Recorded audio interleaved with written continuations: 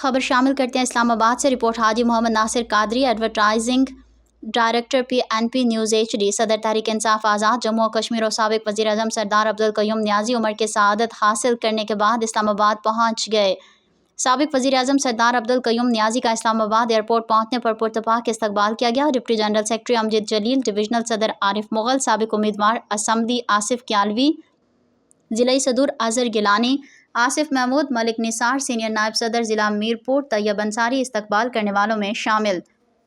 Major retired مشتاق ممبر مجلس عاملہ سردار شکیل احمد، سابق DGPM secretariat محسن اوان، سابق PRO ماجد شریف، یاسر ایڈوکیٹ، سعید کیانی، ISF رہنما عادل کول و دیگر نے سابق وزیر اعظم کو ایئرپورٹ پہنچنے پر شاندار استقبال کیا۔ ایئرپورٹ پر کارکنان کے قیدی نمبر 804 سفیر کشمیر عمران خان، سردار عبدالقیوم نیازی کے حق میں فلک شگاف نعرے۔